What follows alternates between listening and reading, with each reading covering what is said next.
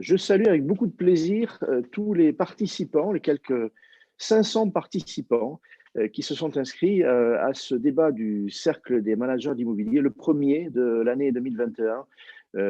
J'en profite en mon nom, au nom des organisateurs qui, avec moi, produisent ces événements. Ils vont s'exprimer tout à l'heure pour vous présenter des vœux très chaleureux, les vœux du Cercle des managers d'immobilier. Ce sont des vœux qui vont vers tous les habitués et ceux qui les rejoindront, professionnels de la filière très très largement, mais aussi des journalistes, mais aussi des représentants des pouvoirs publics qui sont fidèles à nos rendez-vous. Que cette année vous soit belle à titre personnel et qu'elle soit belle pour l'immobilier, pour le métier, pour l'activité que vous représentez. Je voudrais vous dire aussi que cette fois, nous ne dérogerons pas à la règle. Nous avons avec nous des figures des figures de l'immobilier de luxe, de prestige, de l'immobilier patrimonial. Nous avons fait le choix, et c'est toujours en conscience, de prendre ce thème à bras le corps aujourd'hui et nous voulons savoir, bien sûr, en relation directe avec l'actualité, ce qui se passe sur ce segment très particulier de l'immobilier par rapport à la crise économique, sociale qui sévit. Et nous allons nous demander si l'immobilier, appelé autrement, je veux dire, demander tout à l'heure quelle est la bonne antique, on parle d'immobilier d'exception, on parle d'immobilier de luxe. Est-ce que cet immobilier échappe à la crise? Quel est son impact et quelle sera la situation dans les mois qui viennent? Bien sûr, constats, prévisions sont attendus de leur part. Je vais vous les présenter. Ils vont apparaître à l'écran. Je les remercie beaucoup d'être au rendez-vous de cet événement du cercle. Ils l'ont accepté vraiment.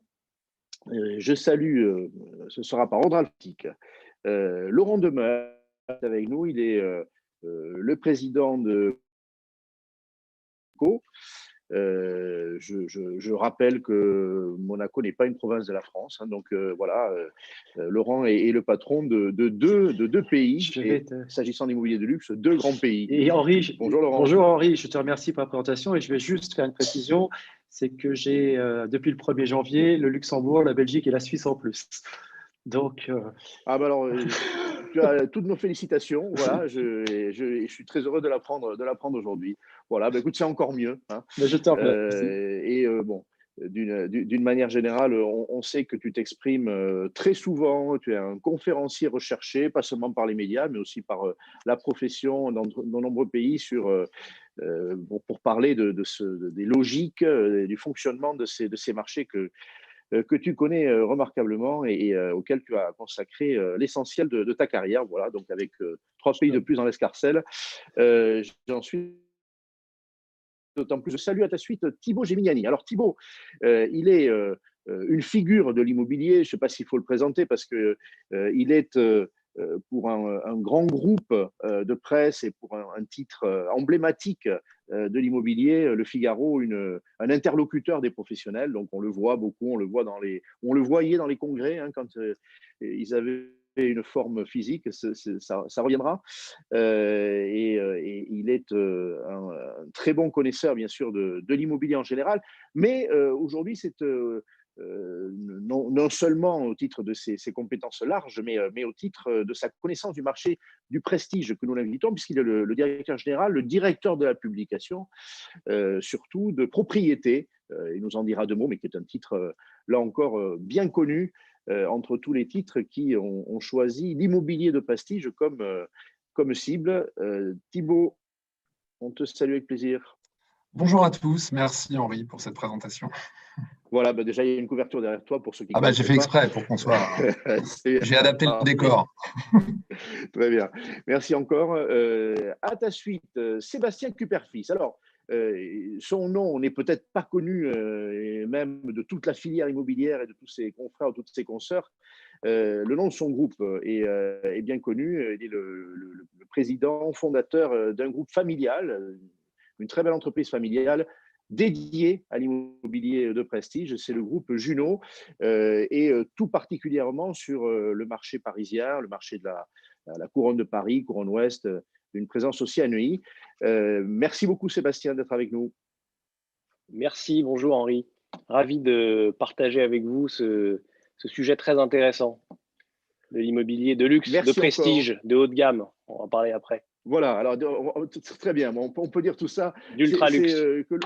Que Laurent se prépare, parce que je vais d'abord lui demander des définitions. Il va nous dire comment lui, il appelle ce marché dans 3 minutes.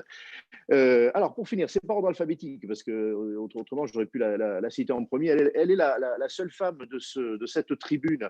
Mais voilà, elle sauve l'honneur, parce qu'autrement, encore une fois, je nous fais volontiers le reproche de nous éloigner trop souvent de la parité. Bon, allez, ça, c'est pas encore tout à fait la parité. Géraldine sera la seule femme, mais elle est avec nous pour porter la voix, Géraldine Métifeux, du conseil en gestion de patrimoine, conseil indépendant.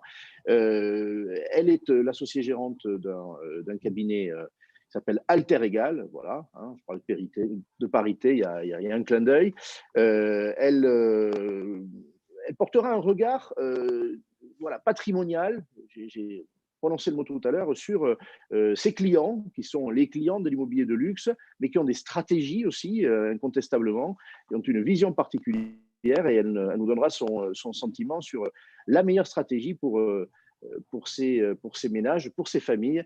Bonjour Géraldine. Bonjour Henri, merci pour cette présentation complète. Et effectivement, nous, on a une vue plus d'investisseurs, plutôt sur du patrimoine de jouissance pour ce qui s'agit du patrimoine, de l'immobilier de luxe et de prestige que de l'investissement pur. Et bien sûr, je partagerai nos vues avec vous. Et encore merci pour cette invitation. Et du coup, je suis très contente d'être la seule femme. Ça me laissera sans doute plus souvent le temps de parole. Je suis ravie. Ah, bien sûr, voilà. Parfait. Merci encore. Et puis, je vous renvoie au site du Cercle des managers de l'immobilier. Vous pourrez y lire les biographies plus complètes que ce qui m'est donné de dire sur chacune et chacun. Et vous pourrez voir que quand je vous dis qu'on n'a que des experts de premier plan, je ne vous mens pas. C'est vrai pour le passé, c'est vrai pour cette conférence, et on s'y tiendra pour les suivantes. Vous verrez aussi leur visage. Voilà. Je suis très heureux de ce site. Je crois qu'il est, il est très vivant, et je vous y renvoie. Vous y trouverez aussi, bien sûr, le programme, mais aussi désormais des résumés, des condensés de nos débats lorsqu'ils ont eu lieu, et tout ça de façon assez réactive dans les jours qui suivent. On s'améliorera, mais je trouve que c'est déjà pas mal. Allez, je donne la parole pour 2 minutes à ceux qui m'aident à organiser, qui sont à l'origine de la création de ce cercle. Salut d'abord Émilie Jousset, elle est une professionnelle de l'immobilier, elle est expert immobilier, elle est la présidente de l'UNIS du Grand Paris, mais ça me permet de dire que ce cercle, s'il a une paternité ou une maternité, a aujourd'hui une indépendance totale par rapport à toute organisation professionnelle, à toute entreprise. Bonjour, présidente. Bonjour Henri, merci beaucoup. Oui, effectivement, l'origine, il y a presque 1 an maintenant.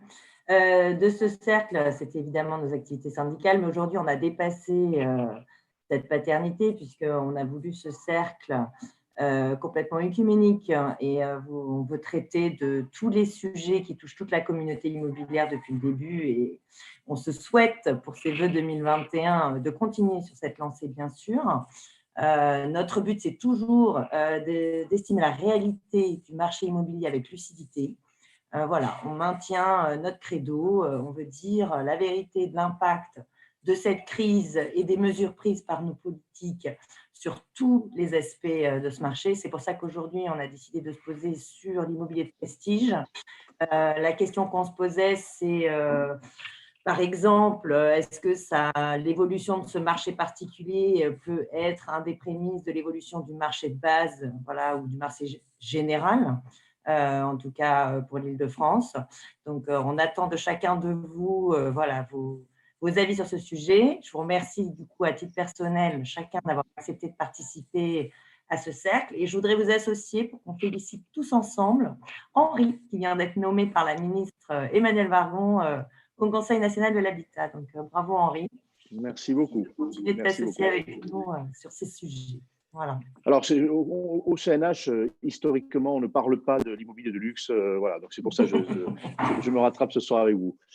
Merci beaucoup. À la suite d'Émilie, deux autres co-organisateurs, ils sont l'un et l'autre, d'ailleurs, auprès d'Émilie, à la tête de l'UNIS du Grand Paris, deux professionnels de l'administration de biens, de la transaction, Benjamin Darmounier, François-Emmanuel Borel. Dans l'ordre que vous voulez, débrouillez-vous.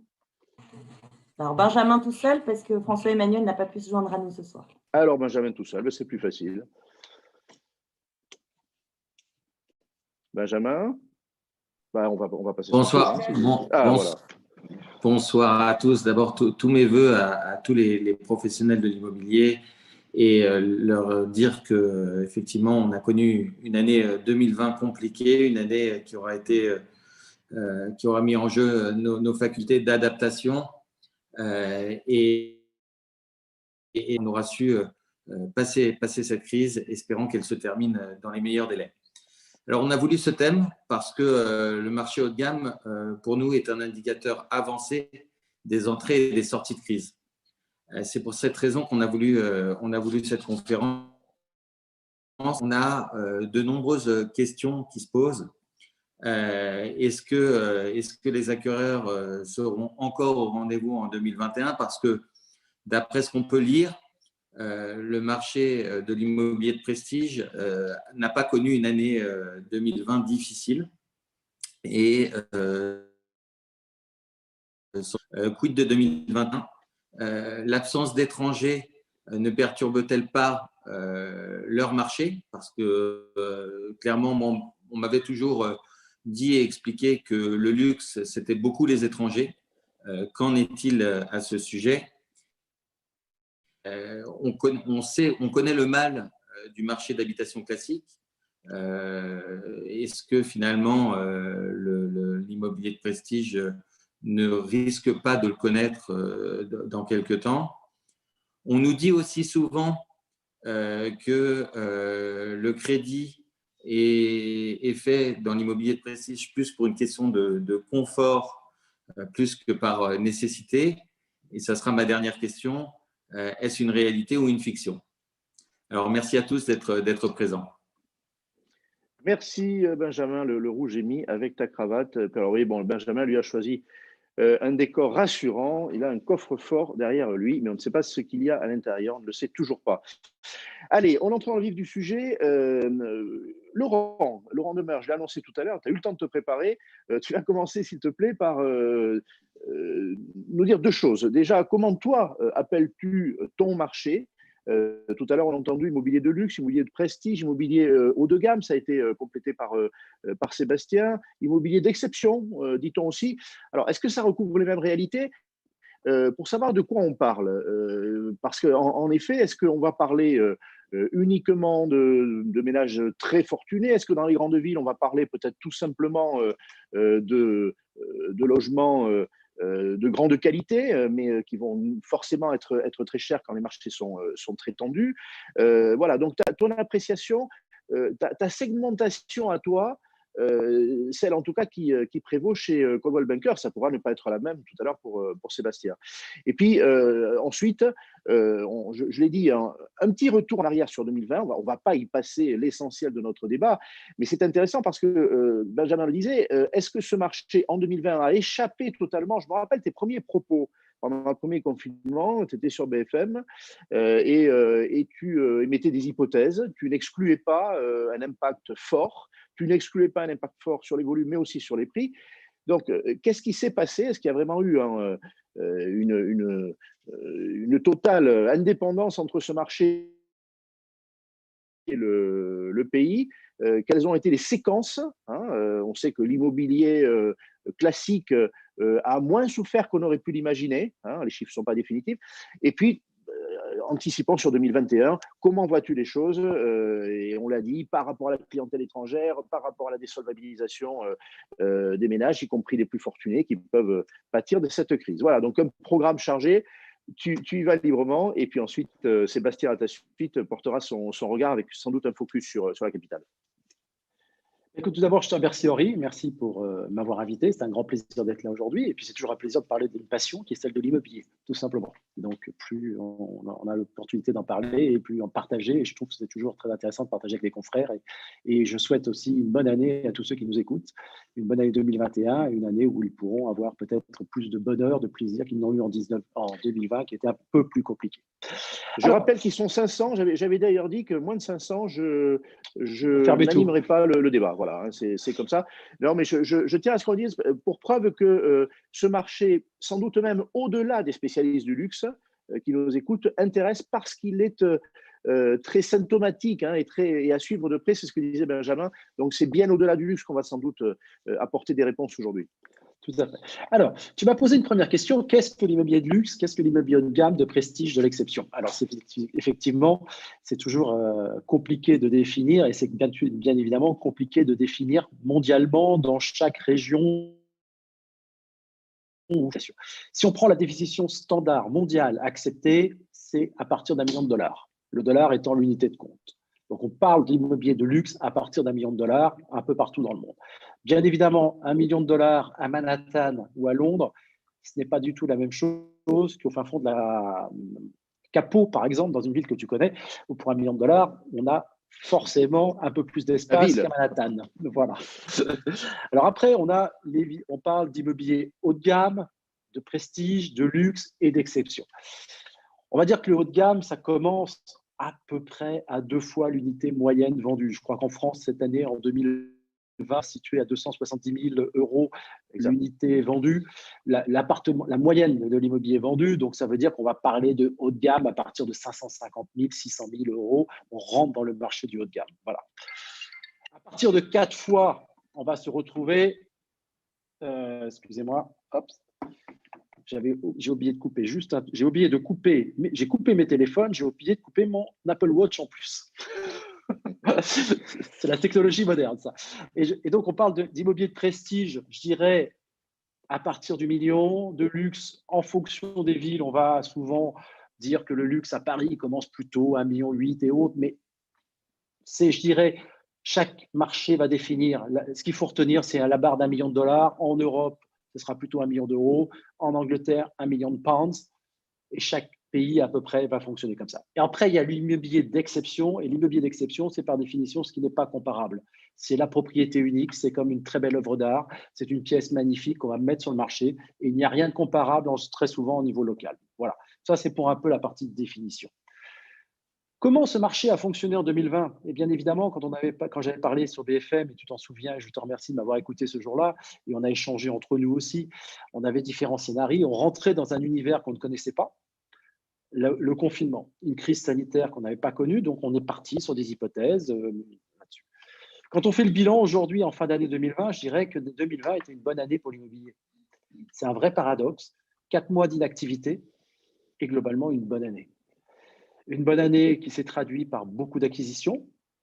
Évidemment, nationalement, quel que soit le marché, on va être inférieur à l'année 2019 en nombre d'unités vendues. En 2019, on avait un record historique d'1 million de propriétés vendues en France. En 2020, on va situer en fonction des derniers chiffres, c'est-à-dire un recul entre 12 et 15%, 4 mois d'inactivité par rapport à l'année. Donc, globalement, c'est une belle année en termes d'unités vendues, en termes d'immobilier. Sur l'immobilier de luxe, c'est une belle année aussi. Pourquoi? Pour plusieurs raisons. D'abord, ceux qui en ont les moyens se sont aperçus que l'endroit où ils vivent, j'allais dire ce chez soi, mais ce que les Américains appellent home et qui est très intraductible en français, est au cœur. C'est à la fois le lieu où l'on vit, c'est à la fois le lieu où on élève ses enfants, c'est à la fois le lieu aujourd'hui où on travaille et c'est aujourd'hui le lieu où on se protège. Et donc, c'est à la fois le lieu où on fait tout aujourd'hui. Et de plus en plus de nos clients se sont fait une évaluation des endroits où ils vivaient en se disant, dans cette situation sanitaire, dans ces situations de confinement, aujourd'hui, je veux plus d'espace, je veux un bureau, je veux une salle de sport et je veux un espace extérieur autour. Et donc, à partir de là, ils se sont dit, je vais réinvestir. Et comme nous sommes dans une situation absolument unique dans le monde, où nous alimentons en masse monétaire et en création de masse monétaire de manière extraordinaire, sans inflation, puisque je dirais dans une ère des taux d'intérêt négatifs, où la création monétaire est absolument exceptionnelle, ces clients ont facilement accès à de la liquidité. Et aujourd'hui, nous avons des clients, et comme on en parle, dans l'immobilier de luxe, on emprunte aussi, mais on emprunte par confort, évidemment, parce qu'aujourd'hui, on peut emprunter à des banques à 0% sur des périodes courtes. Donc, pourquoi casser ces placements d'un côté, ou pourquoi céder de l'immobilier que l'on a déjà, alors qu'on peut emprunter de l'argent quasiment gratuitement auprès d'une banque? Sachant que là, on parle clairement de clients qui n'ont pas de problème d'accès au crédit. Ils n'ont pas de problème d'accès au crédit, on le sait bien. Et toi qui es aussi un fervent défenseur du social et autres, on parle, quand tu sais, les économistes parlent toujours des reprises en V, en W, en U. Bon, ce qui apparaît actuellement, c'est une reprise en K. Ceux qui ont les moyens vont progresser. Et malheureusement, ceux qui n'ont pas l'accès au crédit, aussi bien les entreprises que les particuliers, vont plutôt être tirés vers le bas. Voilà. Alors, nos clients à nous, je dirais, ont accès au crédit facilement, ont accès à tous les produits financiers les plus sophistiqués et donc en profitent. Et aujourd'hui, ils placent leur argent dans l'immobilier. Ils placent leur argent dans l'immobilier et notamment en France, sur l'euro, sur la valeur euro, parce que le dollar, c'est aussi, je dirais, le dollar versus l'euro a baissé, pas mal. Le dollar aujourd'hui a pris 20% de baisse par rapport à l'euro. On était presque à une parité, aujourd'hui on est à 1,2. Donc on a les marchés européens et dans les marchés immobiliers européens, l'avantage de la France, c'est un marché liquide. C'est un marché rare, puisqu'il y a peu d'unités construites chaque année, donc on a une rareté de l'immobilier en France. Et 3, c'est un marché en zone euro, donc avec une monnaie forte. Et ça, je dirais, c'est forcément, ça n'a pas de prix pour préserver son argent. Quand tu dis, ça renvoie au propos de présentation de Géraldine Métifeux tout à l'heure. Elle disait, bon, moi je m'intéresse à l'immobilier de placement, d'investissement, y compris des ménages fortunés. On verra avec elle tout à l'heure. Est-ce que tu considères que ces ménages ont intégré dans leur stratégie patrimoniale en 2020 aussi des changements de résidence principale? C'est-à-dire, ils ont dit à la fois, on va se faire plaisir, si je puis dire, j'ai une approche hédonique, hédoniste, et également patrimoniale, parce que l'immobilier de prestige français est intéressant. C'est-à-dire, je réponds à deux besoins à la fois, et en plus, je peux bien sûr acheter aussi l'immobilier d'investissement. Effectivement, mais moi je vois par exemple, je vais donner un exemple concret. Voilà, un appartement parisien avec 300 mètres de terrasse, commercialisé à 5 millions d'euros. C'est mon épouse qui s'en occupe de cette vente et 3 offres dans le week-end en même temps. Ça veut dire qu'il y a 1 de la demande, 2 pour l'exceptionnel, 300 mètres de terrasse, vue sur tous les monuments de Paris. Il y a une demande forte aujourd'hui et aujourd'hui, ce sont des chefs d'entreprise français. Des chefs d'entreprise français qui veulent des extérieurs, qui veulent de la pierre unique, qui veulent placer leur argent en toute sécurité. Pourquoi? Parce qu'ils savent que quoi qu'il arrive dans le futur, ça aura toujours de la valeur. Quoi qu'il arrive dans le futur, ça s'appréciera. On ne sait pas où on va du point de vue économique, puisqu'on vit une situation unique.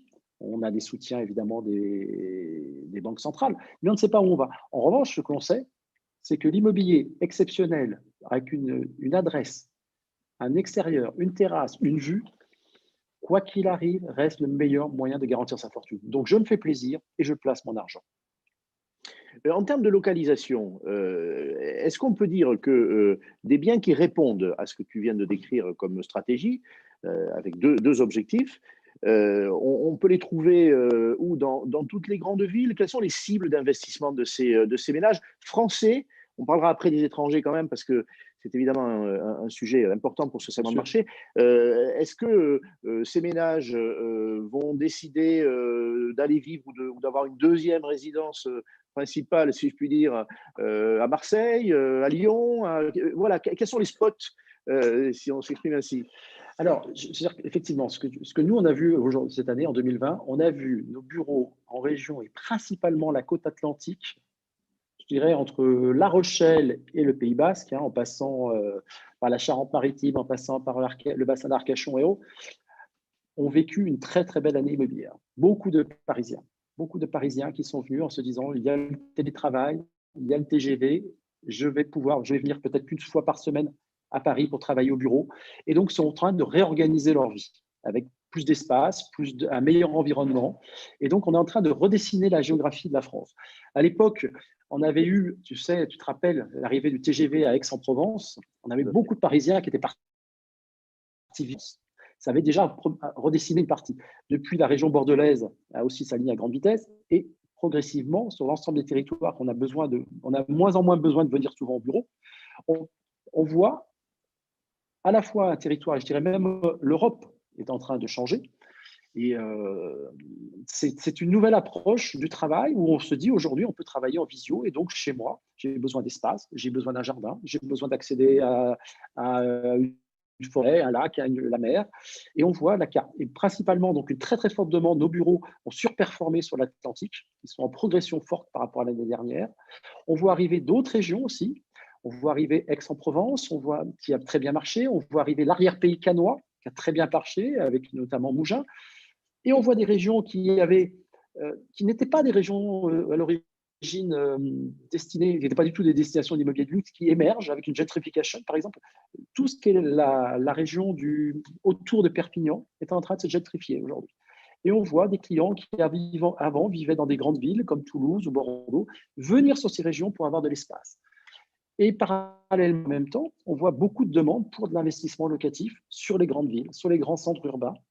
Donc, c'est à la fois un véritable changement. Ceux qui ont les moyens s'éloignent finalement des centres-villes, un peu ce que vivent les États-Unis depuis des années et des années, hein. Et en même temps, des acquisitions d'investissements dans les centres-villes pour ceux justement qui sont plutôt locataires et qui préfèrent, eux, qui sont plus jeunes la plupart du temps, et qui préfèrent avoir toujours accès quand ça reprendra l'activité au restaurant et autres bénéfices des grandes villes, quoi. Il y a un héliotropisme. Tu as cité des destinations qui me paraissent être toutes, pour beaucoup d'entre elles, en tout cas, dans la partie sud de la France. Il y a un héliotropisme, ça reste le cas. Ah, tout à fait, bien sûr, bien sûr. Écoute, c'est pas à toi que je vais expliquer l'intérêt du Sud-Ouest et le plaisir de vivre là-bas. Donc, héliotropisme et qualité de vie aussi. Qualité de vie, les deux à la fois. Et qualité de vie, voilà. Il y a une vraie recherche de qualité de vie. Il y a une vraie recherche, je dirais, de revenir aussi à des commerces de proximité, à bénéficier, je dirais, d'une, je ne vais pas dire d'un environnement écologique, mais tu vois ce que je veux dire, c'est reprendre du plaisir à une vie de proximité, une authenticité. Voilà le mot exact. Est-ce que c'est une question qui est posée, effectivement, elle est originale cette question, mais est-ce qu'on construit de l'immobilier de luxe ou de prestige au-delà de les éditeurs qui se sont spécialisés dans ce produit-là? Il y a des micro-marchés, des micro-promoteurs en fait, parce que ce n'est pas des grands programmes. Tu le sais aussi bien que moi, c'est que la France souffre d'un déficit de logement. Chaque année, nous sommes en déficit de logement. Nous ne construisons pas assez. Nous avons un véritable problème d'offre en France. La population augmente, les besoins sont importants et nous ne sommes pas capables de construire au niveau que nous espérons, ce qui implique aussi des tensions sur les prix du marché, forcément, puisque nous sommes sur des marchés de pénurie et de rareté. Nous souhaitons, bien évidemment, moi je souhaiterais qu'on puisse construire beaucoup plus. Et pourquoi? Parce qu'aujourd'hui, la principale préoccupation, je dirais, de nos bureaux, et ça c'est vrai, mais pas qu'en France actuellement, même malgré le principe français, et j'en ai parlé la semaine dernière avec mes confrères de Miami, j'en ai parlé avec le nouveau bureau qu'on a ouvert au Luxembourg, il y a une pénurie de mandats à vendre. Ou en Suisse, ce que les Suisses appellent les objets, il y a une véritable pénurie. On n'a pas assez de biens proposés par rapport à la demande. Et donc, quand des personnes nous parlent de crise de l'immobilier, quand on nous cite que Paris a peut-être baissé de 16% en volume, c'est parce que l'offre est insuffisante. Dernière question, on reviendra vers toi. À part des étrangers sur ces marchés que tu as décrits, alors tu en as décrit plusieurs, il n'y a pas de commune mesure entre un très bel appartement à 1 million à Paris, dans une grande ville, et puis une propriété d'exception à 30 ou 50 millions, il n'y a pas de limite. Mais globalement, la part des étrangers, éventuellement segment par segment, et qu'est-ce qu'elle est devenue, cette part, en 2020? On est tenté de dire, Benjamin le disait, elle tangente le zéro. Et d'ailleurs, tu as parlé d'une clientèle beaucoup plus domestique, hein, fortunée, entrepreneur. Qu'est-ce qu'il en est des étrangers en 2020 et comment tu vois en 2021 d'ailleurs? Alors, bien évidemment, sur les étrangers en 2020, on a baissé en part de marché, clairement. Dans nos acquisitions, nous, par exemple, chez Coldwell Banker, nos bureaux proches des Champs-Élysées, la clientèle étrangère représentait plus de 60% de notre chiffre d'affaires. Hein, donc, Aujourd'hui, on a eu heureusement une clientèle de chefs d'entreprise français qui est venue compenser, même si ça ne compense pas forcément toute la clientèle. Pourquoi? Parce qu'évidemment, à partir du moment où on ne peut pas se déplacer, on perd quand même une partie de nos acheteurs. Voilà. On a fait quelques ventes grâce au système de visioconférence, aux visites 3D, avec des clients à Los Angeles ou en Chine, sans visite physique, heureusement. On peut investir des millions d'euros sans faire de visite physique. C'est un point important, ça. C'est possible. Je dirais que quand tu connais l'adresse, par exemple, tu dis, voilà, j'achète avenue Montaigne, tu as la surface, tu as l'environnement, tu as l'immeuble, tu as la visite virtuelle.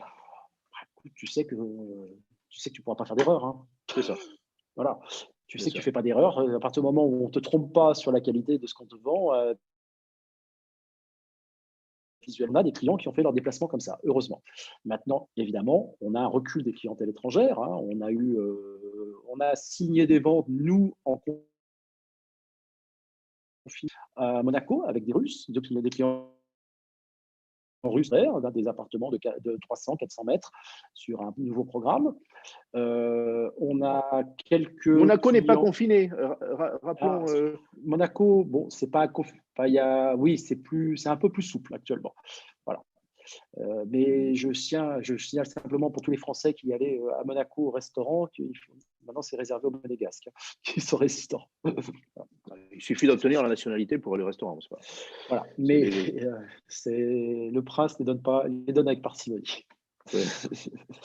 D'accord. Il faut bien voir que globalement, les Anglais ont fait des acquisitions aussi en 2020 sur les régions, la Charente-Maritime et le Sud-Ouest. En prévision de leur retraite, en prévision de différences. Moi, j'ai vu en euros en ayant peur d'une chute de la livre sterling.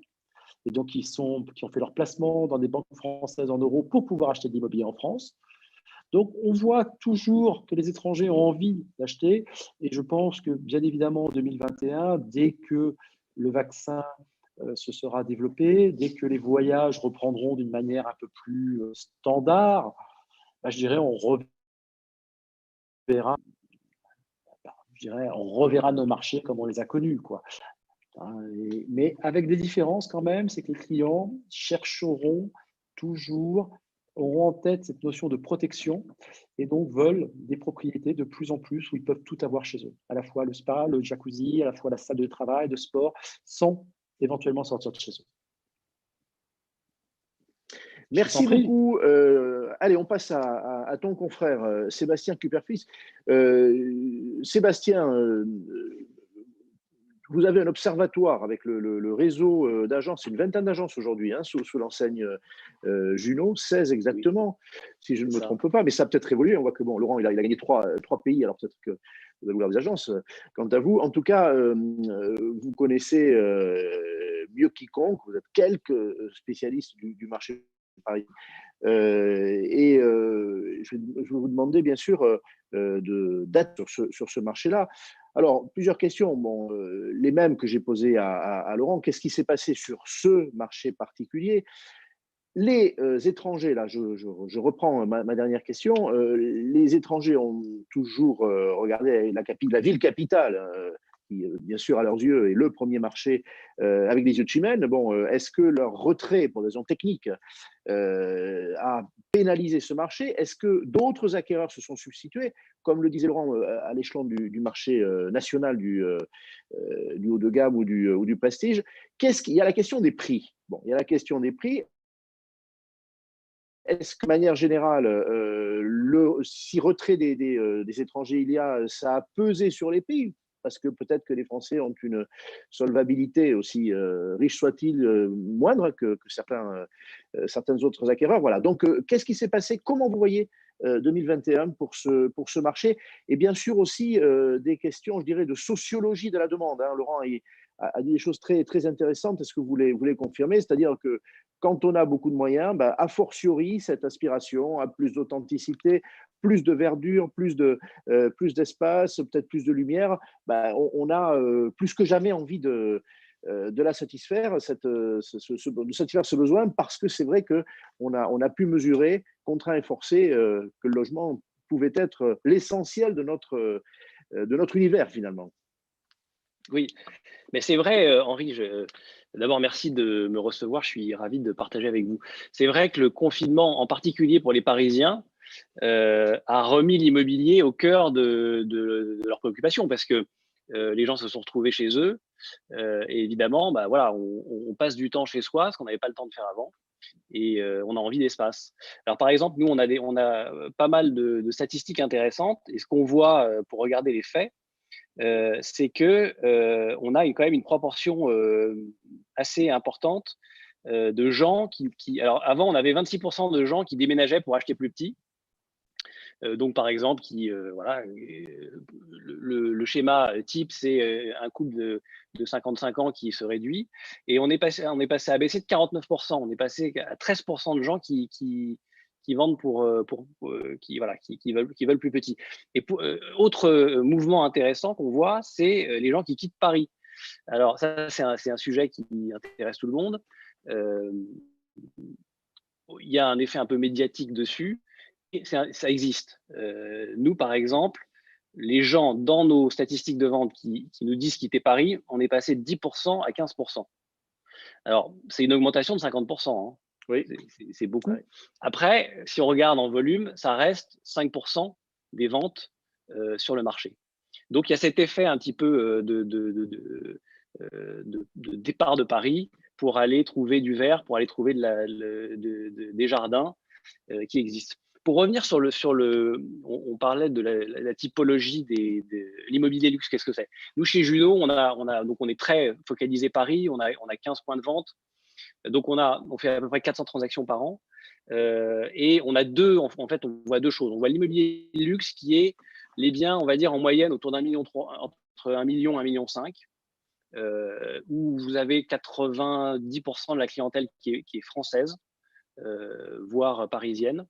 Et ensuite, vous avez le département, nous, qui est traité par Juno Friend Properties, Knight Frank, qu'on appelle de l'ultra-luxe, au-dessus de 5 millions d'euros en général, où là, vous aviez jusqu'à maintenant une proportion inverse, c'est-à-dire 85% d'étrangers. Depuis le confinement, évidemment, cette proportion d'étrangers a baissé. Et là, je rejoins Laurent. Nous, on a vu ces étrangers remplacés par des Français. Une clientèle de Français qui, en effet, voit dans l'immobilier une valeur refuge. Et du coup, là, on regarde sur nos stats depuis le début du confinement, on n'est plus qu'à 65% d'étrangers. Et le reste a été remplacé par des Français. Alors, on a des étrangers qui ont acheté à distance, et notamment, on a pas mal d'étrangers qui ont acheté en investissement, puisque l'investissement, c'est beaucoup plus facile d'investir sans être sur place. Et autrement, je vous arrête sur le rôle du digital parce que c'est intéressant. Je demanderai à Thibaut, hein, il est un spécialiste de ces sujets-là, mais vous avez pu vendre des résidences principales aussi. Vous parlez d'investissement à l'instant, sans visite. Est-ce que quand on met l'adresse, on connaît là, on connaît tel endroit de Paris, je sais pas, c'est Montmartre, on y est allé. Le bien, on peut aujourd'hui, oui, le visiter de façon virtuelle. Est-ce qu'on peut aller jusqu'à mettre 2 millions, 5 millions sans visite, parce qu'on ne peut pas faire de visite? On a par exemple un client japonais qui a acheté pour plusieurs millions d'euros en plusieurs appartements sans voir, parce qu'encore une fois, c'est un investissement, non pour quelque chose qui va être pour soi. Par contre, c'est vrai que ce sont des processus sur l'immobilier d'ultra-luxe qui sont très longs. Et donc, nous, en fait, pendant le confinement, on a fait des transactions entre 20 et 30 millions d'euros, un peu plus, qui avaient commencé bien longtemps avant. Et donc, c'est des négociations qui sont très longues. C'est ça. Donc, c'est des gens qui avaient vu les biens avant, oui, et qui ont pu concrétiser pendant, mais pas de nouvelles acquisitions sans voir, parce qu'en effet, l'immobilier, c'est quand même… Alors, pour répondre les étrangers qui s'intéressent à Paris, parce que Paris, il y a un peu de Paris bashing en ce moment. On a l'impression que on peut avoir l'impression en écoutant les médias que les gens vont tous quitter Paris. Donc on voit déjà qu'en proportion c'est assez faible. Oui, oui. Et surtout quand on prend un peu de recul et qu'on parle avec les étrangers et qu'on voit ce qui se passe ailleurs, on voit que Paris garde une attraction excessivement forte pour plein de raisons. Parce que c'est un endroit historique. On a la chance d'avoir une architecture qui est absolument superbe. Donc, les étrangers sont extrêmement attachés au fait d'acheter un peu un morceau d'histoire et un morceau d'architecture. Par ailleurs, on a un système économique qui, pour tout un tas de raisons, bonnes et mauvaises d'ailleurs, beaucoup d'amortisseurs sociaux, des taux d'intérêt qui sont fixes, parce que c'est vrai que beaucoup de gens ne savent pas, mais en France, on a la chance de pouvoir emprunter à taux fixe sur 20 à 25 ans. Dans beaucoup de pays, notamment anglo-saxons, ce sont des taux variables. Donc, vous prenez un risque qui est important, et en cas de problème de marché et d'augmentation des taux, ce qui est arrivé à une époque, ça crée des problèmes. Donc, les étrangers voient Paris et la France comme un marché d'investissement qui est extrêmement secure.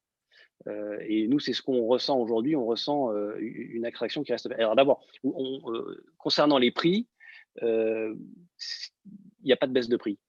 Nous, sur le marché du luxe, on reste autour de 14 500 € du mètre carré, c'est-à-dire sur les biens, on va dire en moyenne 1,3 million. Sur le marché de l'ultra-luxe, on est en moyenne autour de 23 000 € du mètre carré.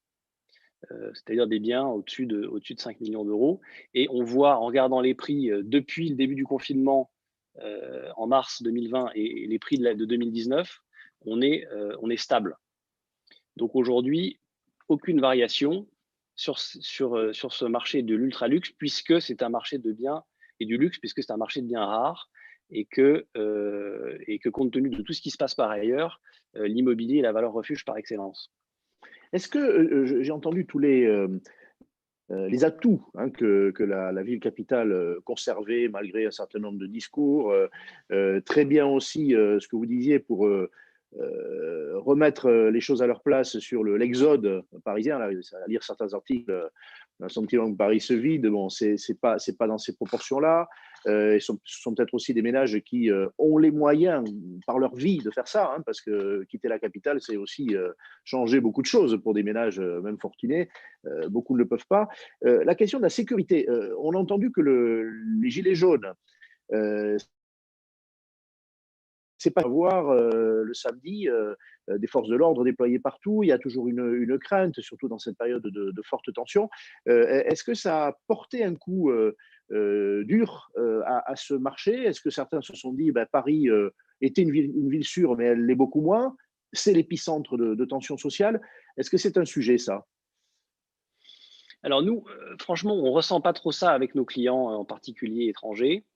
C'est sûr que ça ne va pas dans le bon sens. Il y a eu une conjonction de choses entre le confinement. D'ailleurs, le confinement, de manière générale, est assez défavorable aux villes, puisqu'on vient trouver dans les villes de la vie, des restaurants, des bars, de la culture. Et donc, tout ça est à peu près disparu dans la période de confinement. Donc, nous, on ne ressent pas ça. J'ai l'impression que c'est plus ressenti par les Parisiens que par les gens qui ne sont pas de Paris. On va dire, puisque quand on parle avec des clients étrangers ou ailleurs, on sent qu'il y a une attractivité. Et eux, ils ne voient pas ça, en fait. Eux, ils voient, vous avez un pays extraordinaire, vous avez une ville absolument magnifique. En plus, j'ai plutôt envie de mettre mes sous là, parce que quand je regarde ce qui se passe ailleurs, est-ce que je veux le mettre en Chine? Pas sûr. Aux États-Unis, je ne sais pas. En Angleterre, il y a le Brexit. Et donc, en fait, c'est un peu ça. C'est quand je me regarde, je me désole, et quand je me compare, je me console. Et c'est vrai que c'est une tendance très française à regarder ce qui ne va pas, et c'est bien, ça nous fait avancer, mais c'est vrai de prendre du recul puisqu'on voit qu'on n'est pas vu comme ça.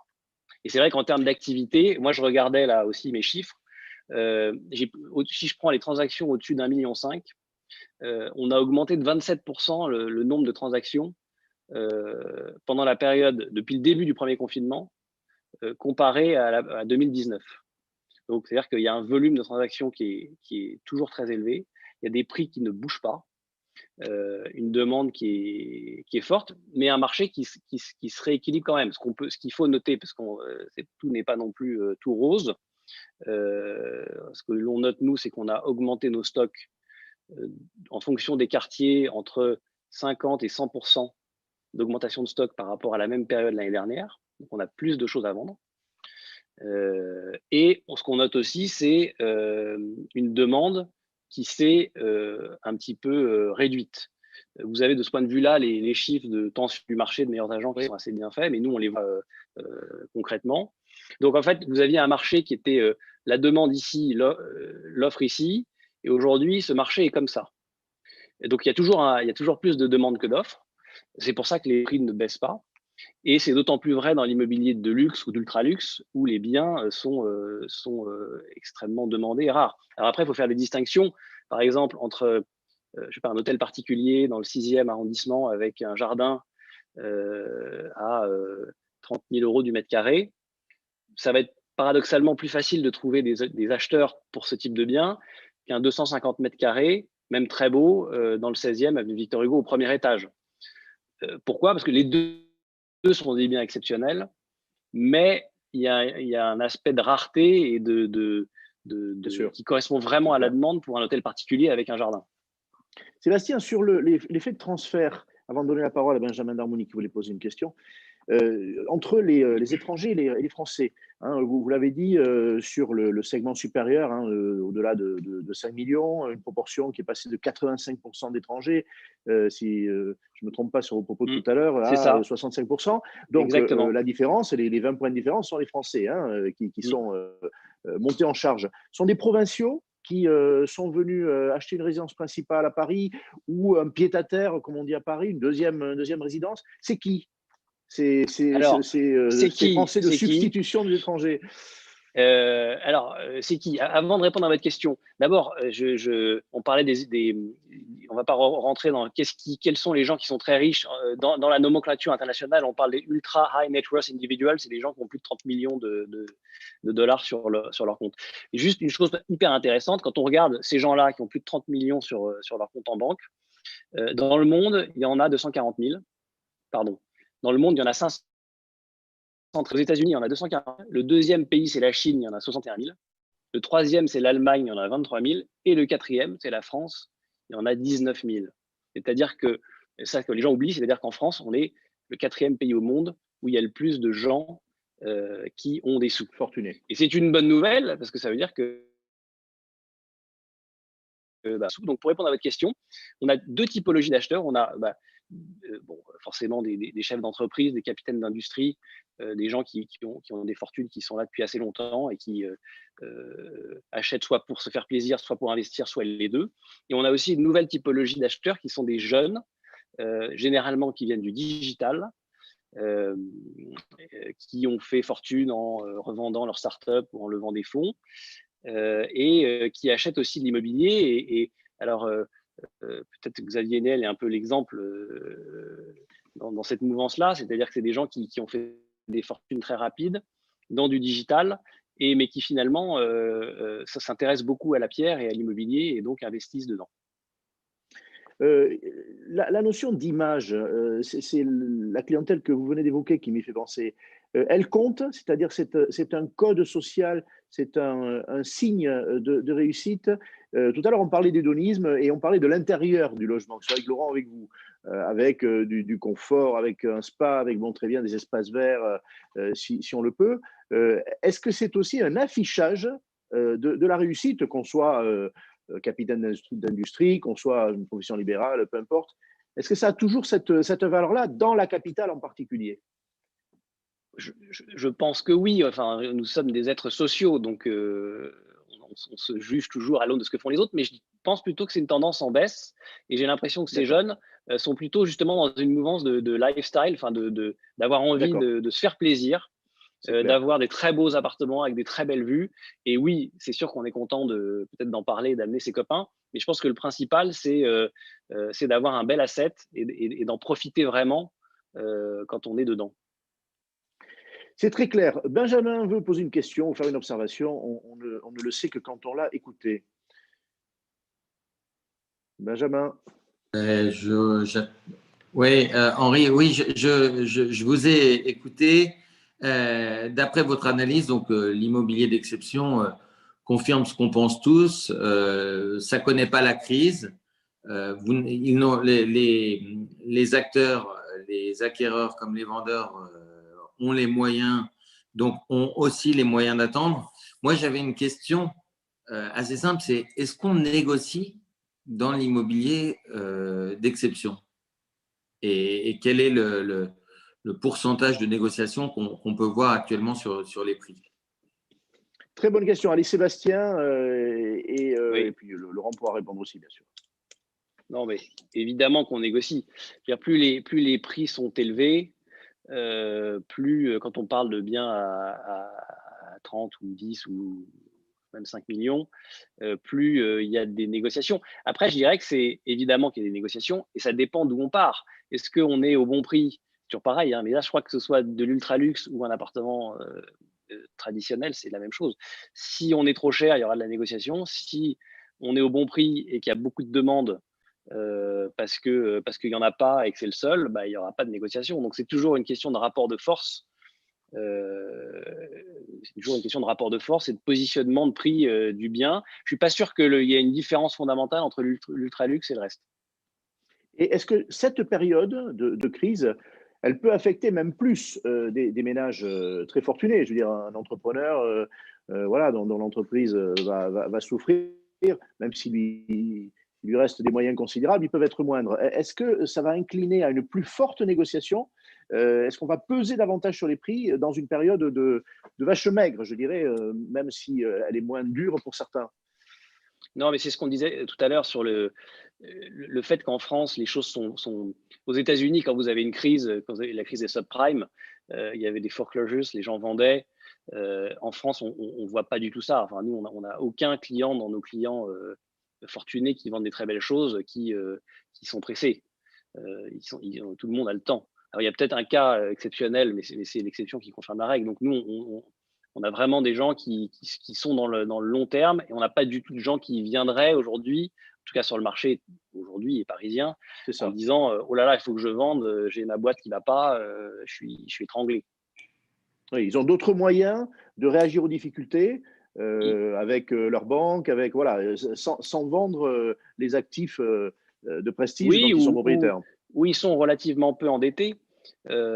S'ils sont propriétaires depuis longtemps. D'ailleurs, juste une parenthèse là-dessus, parce que j'ai regardé aussi les conditions de financement, et ça, c'est intéressant de voir comment les gens, j'ai regardé sur les transactions au-dessus d'1,5 million, comment les gens, qu'est-ce qu'ils font en termes de prêts.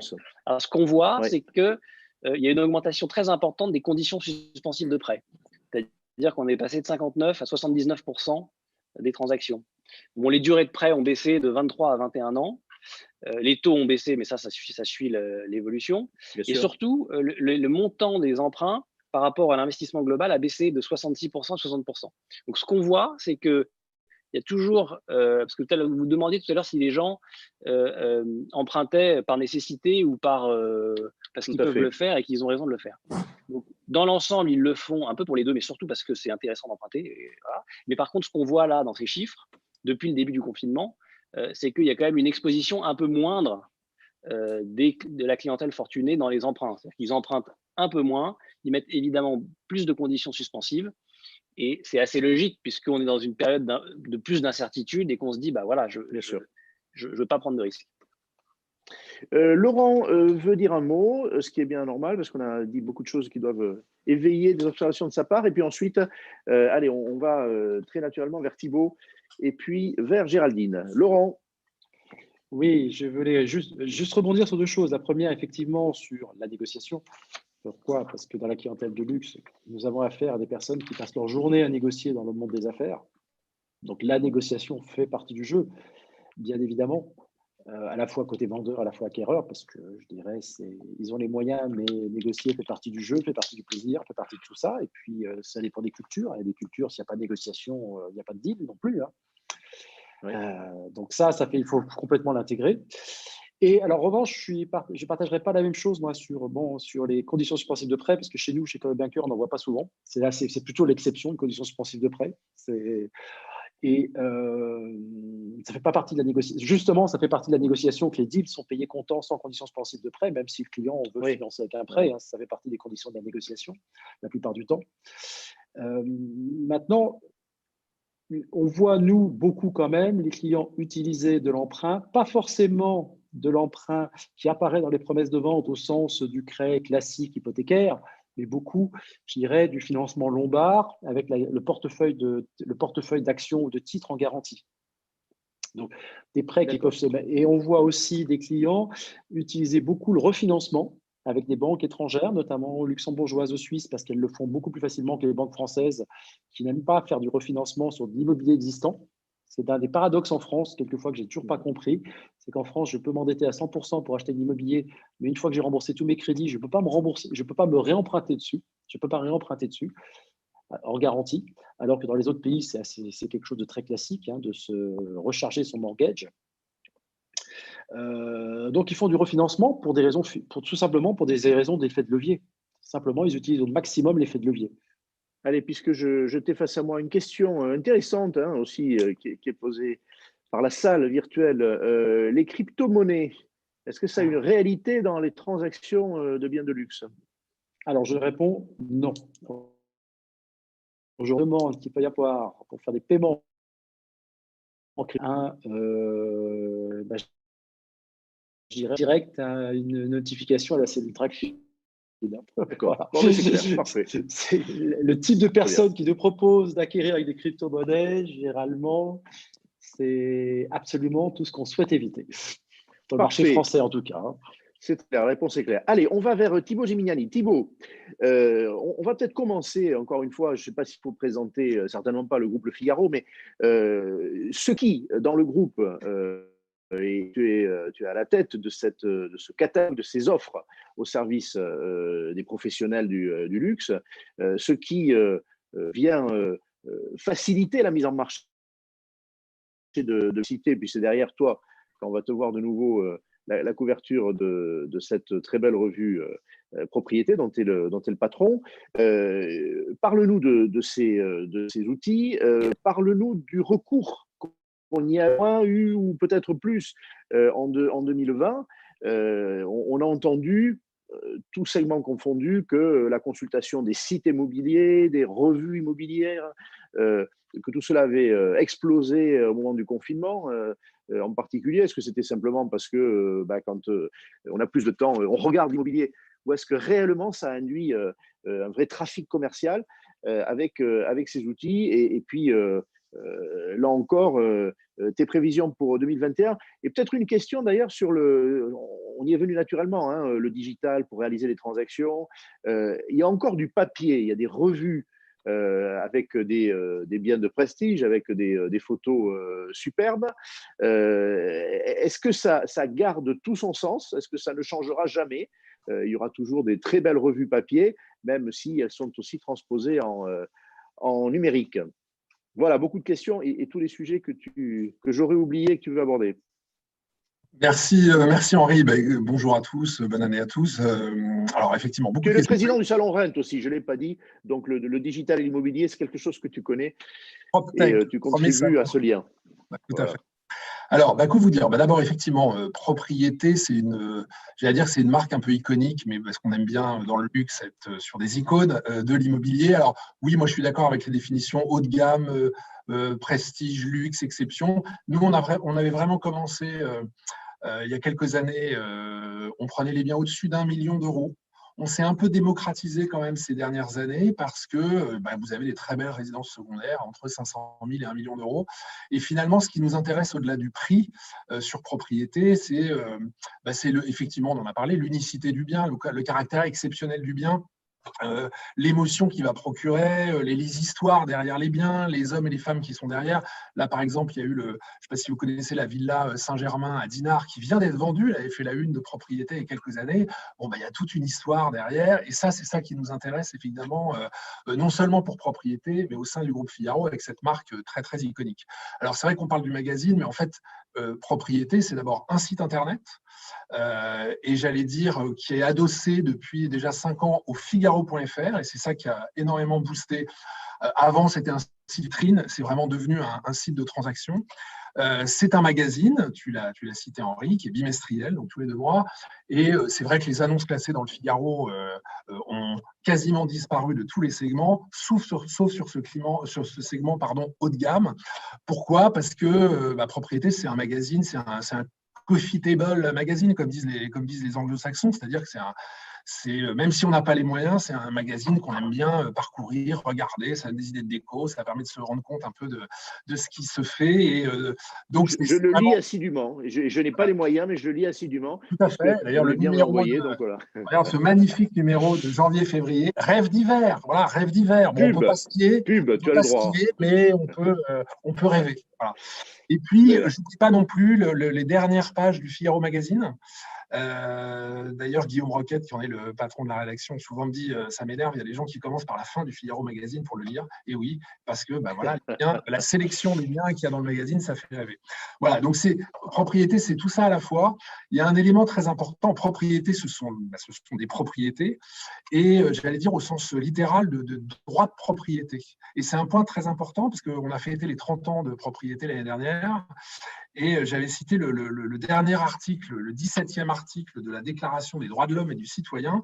La propriété est un droit inviolable et sacré, nul ne peut en être privé. Pourquoi j'en parle? Parce que, et vous l'avez évoqué, Laurent et Sébastien tout à l'heure, avec cette période un peu folle qu'on a vécue depuis l'année dernière, on voit bien que la propriété, c'est la liberté. Alors, Laurent a parlé de la protection. Sébastien Cuperfis a parlé de l'aspect valeur refuge. Alors, c'est vrai que moi, depuis une vingtaine d'années, à chaque fois, on me dit l'immobilier, c'est une valeur refuge.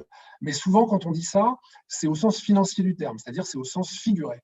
Et là, avec le Covid, ou avec la Covid, pardon, on a eu l'immobilier est devenu ou est redevenu une valeur refuge, mais là au sens propre. C'est-à-dire c'est un endroit où je peux me réfugier. On parle du luxe, vous l'avez dit, l'espace c'est le luxe. Donc, si j'ai un jardin, si j'ai une propriété, je peux aller me balader, sortir dehors. Je n'ai pas besoin d'avoir mon masque, je n'ai pas besoin d'attestation. Et ça, c'est un élément, je pense, qui a été déterminant pour comprendre, et je vais en arriver au bilan de l'année 2020, pourquoi sur ce segment de marché, l'année a été effectivement meilleure.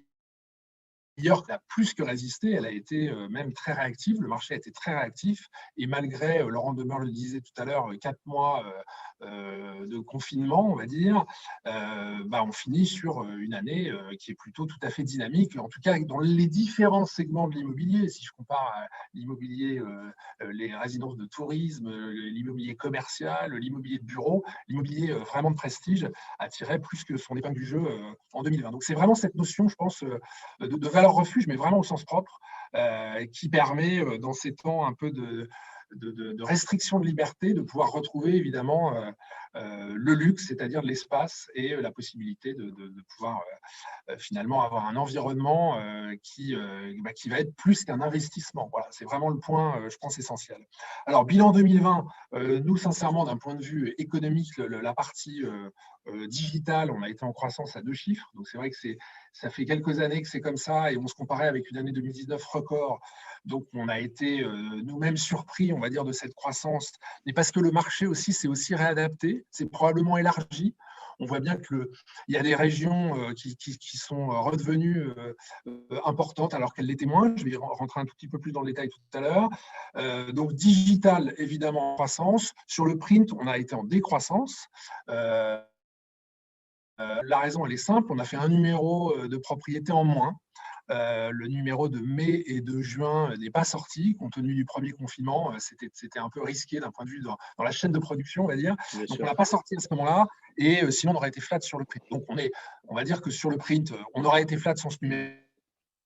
C'est une croissance sur le digital, parce que, oui, on a eu des exemples de biens immobiliers qui se sont vendus à distance, et pas uniquement par des étrangers. Par exemple, en Normandie, finement, on a des agences sur place qui nous ont dit qu'elles ont vendu quelques biens, alors c'est quelques biens, mais qui se sont vendus à distance parce que les gens ne pouvaient plus d'être confinés, avec une envie, c'est de quitter Paris, puisque je vous rappelle que le premier confinement était quand même très difficile à Paris, et donc il y a eu des cas comme ça, donc c'est vrai que c'était important pour nous d'avoir un site qui soit très réactif. Alors, ce qu'on mesure, c'est quoi? C'est un dynamisme des régions.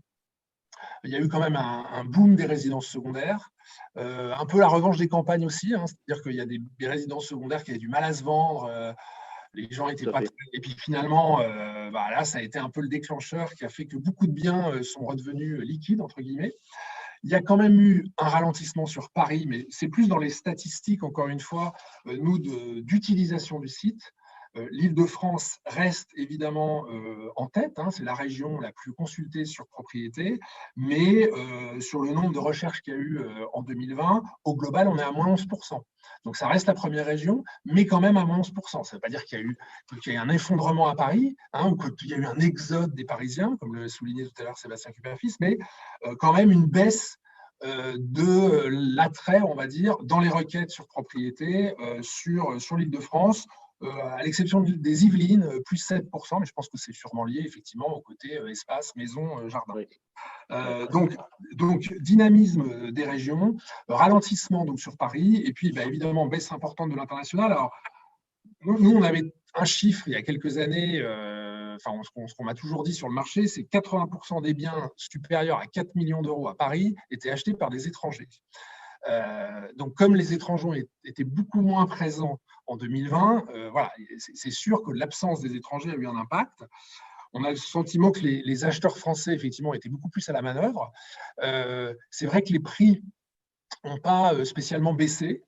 Et après, en fait, tout va dépendre en 2021 du retour ou non des étrangers, ou en tout cas plus ou moins rapide, parce qu'il y a peut-être certaines situations où voilà, les vendeurs étaient en situation d'attendre, donc de ne pas baisser le prix. Et si les étrangers ne reviennent pas tout de suite, ou si ça dure un peu trop longtemps, peut-être qu'il y aura quand même des baisses de prix, en tout cas des opportunités pour ces acheteurs français. On voit aussi, hein, il y a des créations d'agences immobilières à certains endroits dans Paris, avec des réseaux, alors je ne vais pas citer des concurrents de nos deux amis. Oui, mais on a le droit, ils sont confraternels, il n'y a pas de problème. Oui, tout à fait, mais par exemple, Barnes vient d'ouvrir une agence à l'angle de la rue du Bac et de la rue de Varennes, donc on voit bien qu'ils se rapprochent aussi d'une clientèle française, là où ils étaient plutôt sur Neuilly, Boulogne, etc. Donc il y a des signes comme ça qui ne trompent pas sur effectivement le fait que la clientèle française est quand même au cœur du jeu. D'ailleurs, tout à l'heure, et c'est à Laurent ou Sébastien que je poserai la question, parce qu'elle vient, c'est est-ce qu'il est bien de créer une agence aujourd'hui sur ce segment de marché? Question intéressante, je la poserai aux deux professionnels de l'immobilier, mais tu viens d'aborder le sujet. Voilà. Alors après, en termes sincèrement de trafic, par rapport à ta question sur le trafic, oui, il y a eu, mais ça a été vrai sur tous les sites immobiliers. On édite aussi le Figaro Immobilier, et ça a été pareil sur le Figaro Immobilier. On a des records de trafic.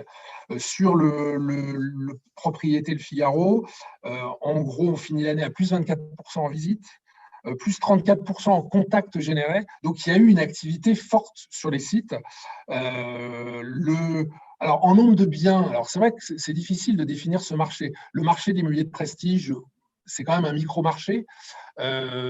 Ça représente, alors selon les définitions que vous avez données, messieurs, c'est entre, on va dire, 5 et 10% des transactions au niveau national. Alors, je ne parle pas de l'ultraluxe, mais s'il y a cette année 900 000 transactions, on peut considérer qu'il y en aura probablement entre peut-être 50 et 100 000 qui seront sur ce marché. Alors, soit je prends la définition immobilier haut de gamme, peut-être 100 000, et immobilier de luxe, peut-être plutôt 50 000.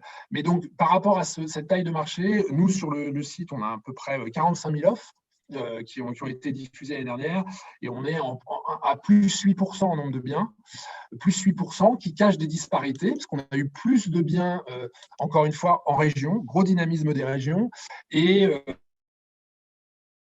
moins de biens peut-être ultra chers, qui sont peut-être aussi mis de côté le temps que les étrangers… On nous demande si il y a une segmentation des statistiques notariales à la fin d'un exercice sur ce marché du luxe. À ta connaissance, est-ce que les notaires… Non, parce que j'ai justement interroger tous les experts qu'on a autour de nous, dont Olivier Marin, qui est notre rédacteur en chef. Non, il n'y a pas de chiffre exactement en nombre de transactions, parce que la définition, comme nos amis l'ont rappelé tout à l'heure, varie entre justement le prix. En fait. Je suis complètement en phase avec le double de la moyenne des prix nationaux. Hein, c'est vraiment ce moment-là, donc c'est 500, 600 000 euros suivant les années, qui permet de définir le haut de gamme. Mais après, effectivement, ça peut aller tellement haut que non, on n'a pas de statistiques particulières en nombre de transactions, en tout cas. Voilà. Et les éléments qu'on peut… Et après, c'est à Géraldine ensuite, parce qu'elle aura été patiente. Tout à fait. Absolument. Je me dépêche. Non, région en forte progression. Alors moi, je ne suis pas tout à fait d'accord avec Laurent Demeure, mais il faut bien que tout le monde soit… Bon, je suis d'origine bretonne, même si mon nom est italien. Mais c'est la Bretagne qui a le plus progressé, évidemment, sur propriété, en plus 14% de demandes sur la Bretagne, plus 11% sur la Normandie, plus 11% sur les régions centre, Pays de Loire. Vous voyez, des régions, quand je disais la revanche des campagnes, c'est des régions qui étaient, même s'il y a les châteaux, mais qui étaient un peu moins présentes. Bon, l'Aquitaine est quand même là, plus 9%. Et la région PACA, qui est la deuxième la plus demandée sur propriété historiquement après les Deux-France, est aussi en progression à plus 7. Voilà. Et puis après, ce qu'on a noté par rapport à le désir d'espace, évidemment, c'est les recherches de maisons avec piscine, plus 47%. Les recherches de maisons avec jardin, mais c'était déjà élevé, plus 8%. Et puis les recherches d'appartements avec terrasse, plus 23%. Voilà. Et dernier point à noter, l'international. On a toujours eu une audience internationale forte sur propriété, même pendant toute la période, même si ça ne s'est pas concrétisé. Donc, les étrangers, on voit, ils regardent. Ils regardent, ils sont présents, même s'ils ne peuvent pas, évidemment, se déplacer. Voilà ce qu'on peut dire sur le bilan 2020. Le début d'année, il est à peu près dans la même veine, même si on se compare l'année dernière à janvier-février, qui étaient des mois… pré-Covid, on va dire, avec un digital qui est toujours en croissance et un magazine qui est en léger retrait. Donc voilà, donc 2021.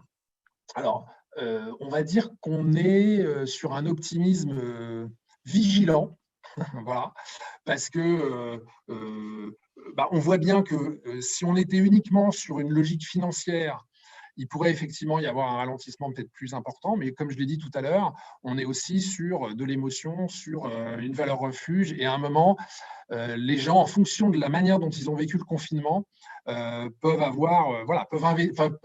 acheter une résidence secondaire ou décider de changer tout simplement de logement, parce que tout simplement, ils ont besoin d'une meilleure vie, on va dire, dans leur environnement et dans leur maison, dans leur appartement.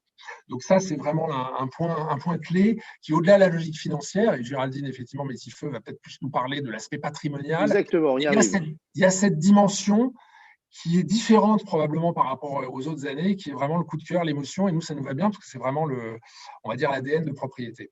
Alors, dernier point, et je m'arrêterai là, mais j'avais quand même fait réaliser, parce que quand Henri m'invite, évidemment, j'essaie de venir avec des bonnes feuilles. Du travail. J'ai fait réaliser une étude exclusive pour vous, mais on va évidemment la sortir dans quelques jours. On a interrogé tout simplement les utilisateurs de propriété sur leur perception du marché de l'immobilier de prestige, et on l'a fait la semaine dernière. Donc, c'est tout frais, tout chaud, et on a voulu leur demander. Donc, on a eu 1700 répondants dans un très beau panel, et un tiers sont dans le top 1%, c'est-à-dire dans les foyers les plus aisés avec des revenus supérieurs à 160 000 euros. C'est le top 1% français. Qu'est-ce qu'ils nous disent? Ils nous disent, confiance, ils sont 69% à être optimistes concernant le marché de l'immobilier de prestige. Alors, ça a légèrement baissé parce qu'on avait fait cette étude il y a un an à l'occasion de RET, justement, Henri. Donc, moins 7% par l'année dernière, mais ça reste quand même extrêmement élevé. 69% optimistes sur le marché de l'immobilier de prestige. Et ils sont 56% à être optimistes sur le marché de l'immobilier en général. Donc, on voit qu'effectivement, il y a une prime par rapport à l'immobilier de prestige. Ils sont 67% à être prêts à se porter acquéreur dans un délai de 2 ans.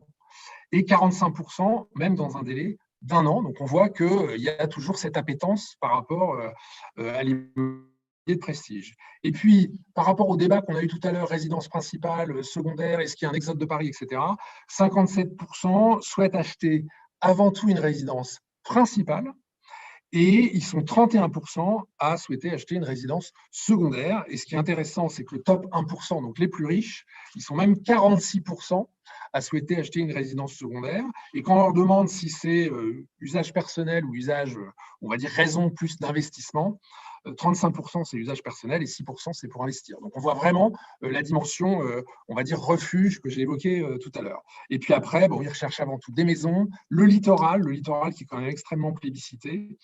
Et sur les critères, parce que tout à l'heure on parlait de la vue, différents critères de choix, je pourrais vous en parler pendant des heures, donc je vais bientôt m'arrêter, t'inquiète pas Henri.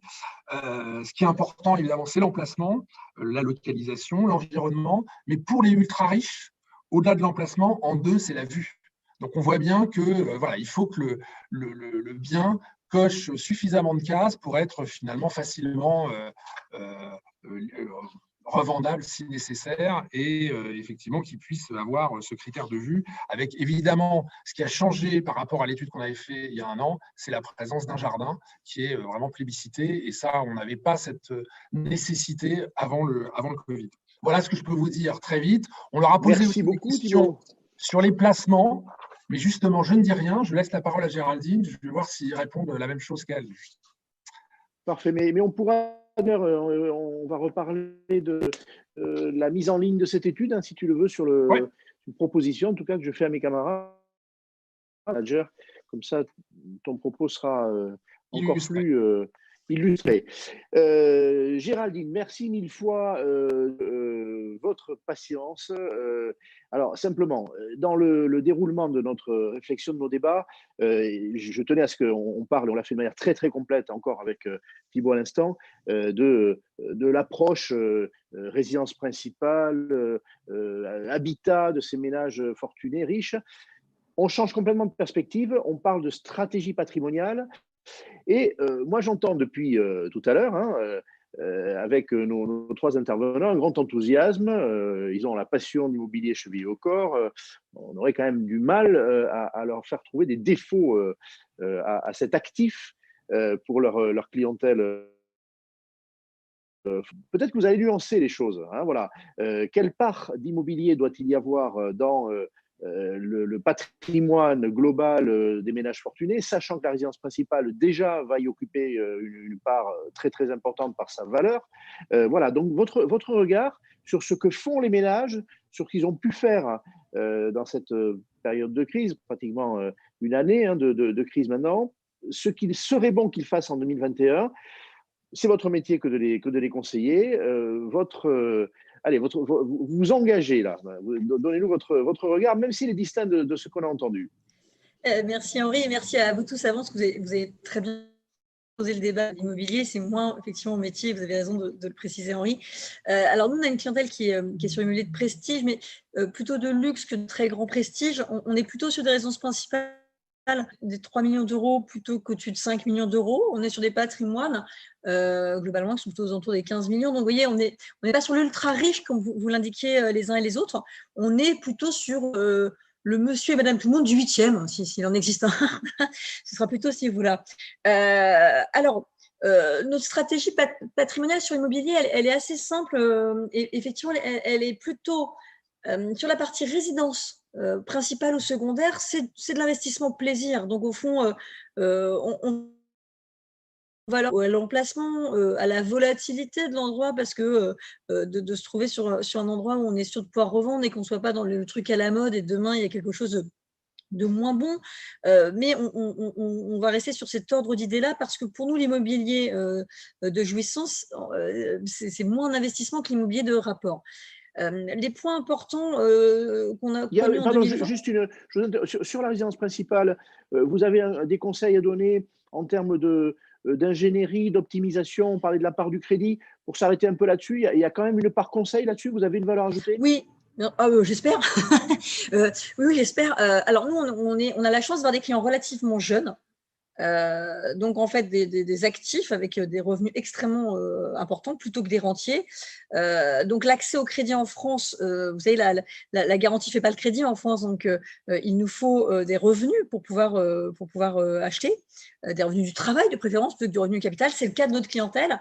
Donc, nous, on pense beaucoup au crédit parce que le crédit n'est pas cher. On l'a beaucoup dit depuis le début de ce débat et c'est vrai. Aujourd'hui, on a des clients qui 10% hors assurance sur 20 ans, je parle aujourd'hui, c'est-à-dire en janvier 2021, c'est très faible, très très faible. Donc on aurait tort de s'en priver. C'est d'autant que le crédit est un outil de gestion du patrimoine considérable parce que quand on a une famille et quand on est le pilier économique de sa famille, l'assurance décès attachée à l'emprunt est une grosse protection.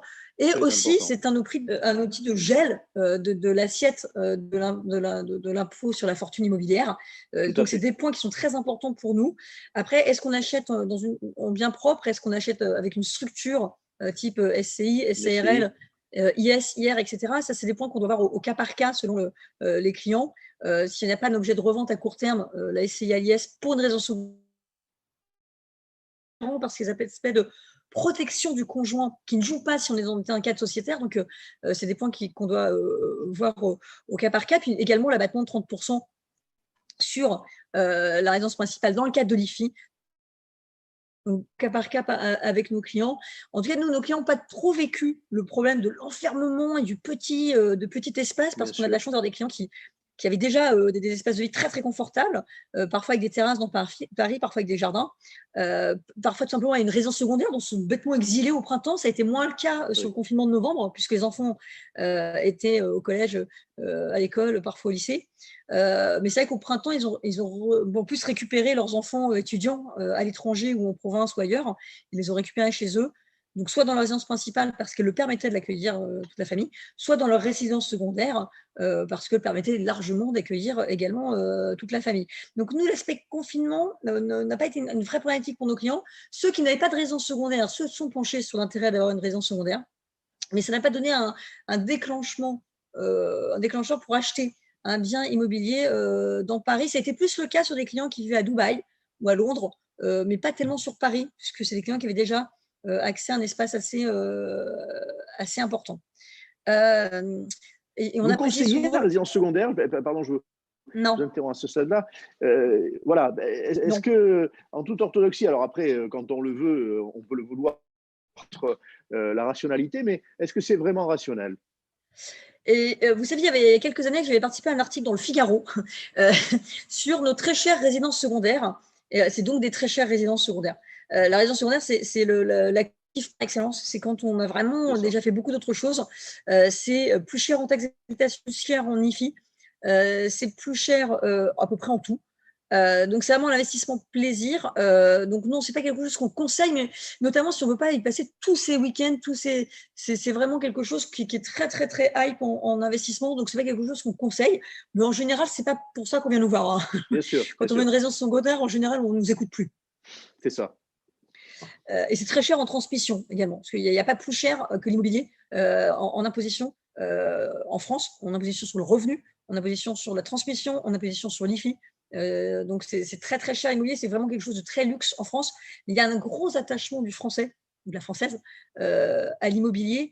Et l'immobilier de luxe, qui est plus notre cible que l'immobilier de prestige, c'est le cadre de vie.